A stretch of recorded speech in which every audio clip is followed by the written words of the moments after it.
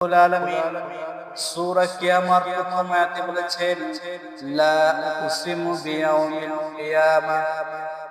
কিয়ামতের কসম কেটে বলেছেন কিয়ামতকে সন্দেহ করা যাবে না, কিয়ামত একদিন আসবেই। এই কিয়ামতের আগ দিয়ে আল্লাহ রাব্বুল আলামিন আমাদেরকে কিছু নিদর্শন দেখাবেন। কিছু গোত্র থেকে মানুষ পাঠাবেন, কিছু প্রাণী পাঠাবেন, বিভিন্ন ধরনের আলামত দেখাবেন। কিয়ামতের আগ দিয়ে কিয়ামত হওয়ার আগ দিয়ে কিছু আলামত দেখাবেন আল্লাহ রাব্বুল আলামিন। ওই কিয়ামতের আগ দিয়ে একটা নির্দেশন দেখাবেন, তা হলো সাফা পাহাড় থেকে একটা প্রাণী বের হয়ে আসবে। সেই প্রাণীর নাম হবে দাব্বাতুল আরদ। এই দাব্বাতুল আরদের কাজ কি হবে? দাব্বাতুল আরদ করবে কি? এই দুনিয়ার মধ্যে একটা প্রাণী যে পাহাড় ফেটে পাহাড় থেকে বের হয়ে আসবে, এই প্রাণীর কাজ কি হবে? এই প্রাণীটি বের হয়ে সারা পৃথিবীর মধ্যে এত দ্রুত ভাবে ছড়াবে, বিদ্যুৎ গতিতে সারা পৃথিবী ভ্রমণ করবে। ওই প্রাণীটি মুমিন ব্যক্তিকে চিনে চিনে সেই মুমিন ব্যক্তির কপালে একটা টিক চিহ্ন দিয়ে যাবে। সেই মুমিন ব্যক্তি আল্লাহ তাআলা সমস্ত নবী রাসূল ওই মুমিন ব্যক্তিকে কাল কিয়ামতের দিন চিনতে পারবে। বলেন সুবহানাল্লাহ।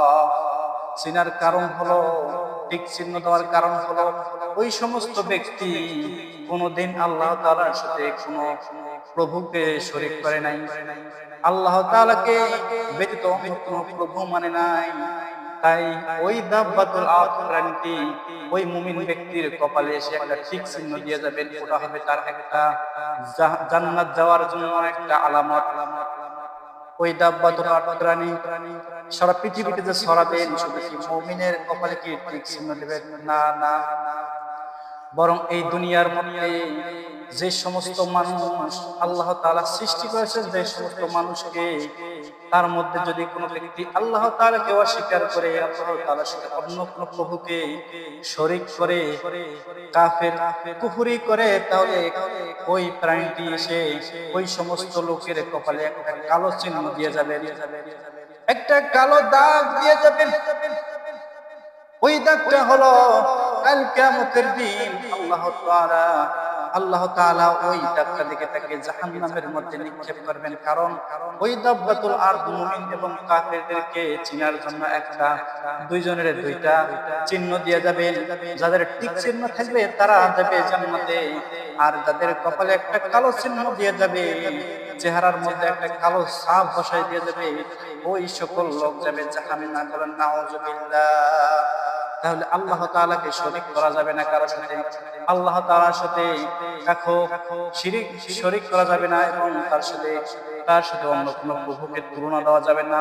তিনি এক, তিনার সাথে আর কাউকে তুলনা করা যাবে না। আল্লাহ তাআলা আমাদেরকে এক এবং কিয়ামত সম্পর্কে বিশ্বাস রাখার তৌফিক দান করুন। আমিন।